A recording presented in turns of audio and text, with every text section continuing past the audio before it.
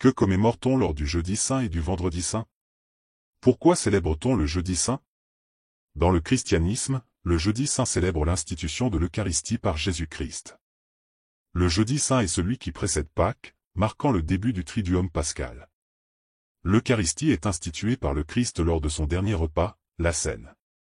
Au cours de ce repas, Jésus consacre du pain et du vin et les offre à ses disciples. Il leur demande de continuer à célébrer ce repas en sa mémoire. Cet acte symbolise une nouvelle alliance entre Dieu et les hommes, mais aussi la fondation de l'Église.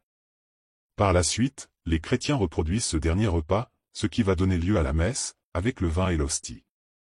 Dans la religion catholique, le Christ est réellement présent dans l'hostie et le vin consacrés par les prêtres qui agissent en sa personne. Lors du repas eucharistique, les chrétiens communient spirituellement avec le Fils de Dieu. Comment fêter le jeudi saint? Le matin du jeudi saint, ou le mercredi, on célèbre la messe chrismale. L'évêque réunit les prêtres de son diocèse pour renouveler leurs engagements sacerdotaux. Il bénit aussi les huiles saintes utilisées pour les sacrements. Le soir, on célèbre la messe de la commémoration de la Cène.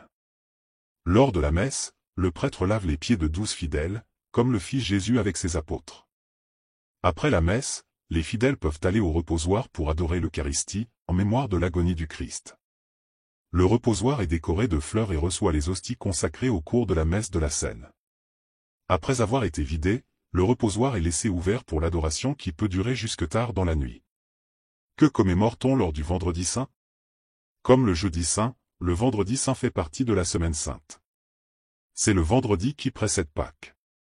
Il commémore la passion du Christ, c'est-à-dire les événements liés à sa mort, son arrestation, sa flagellation, sa montée au calvaire puis sa crucifixion.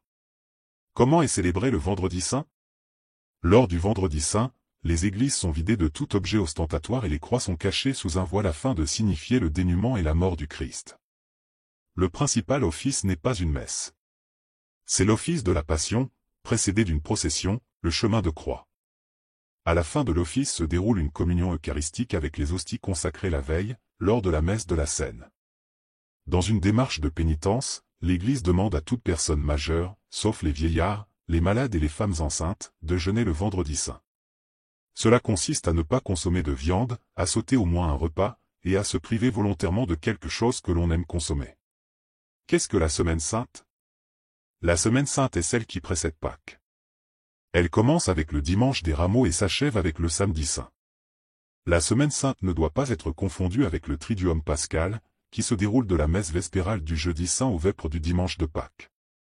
Le dimanche des Rameaux commémore l'entrée du Christ à Jérusalem.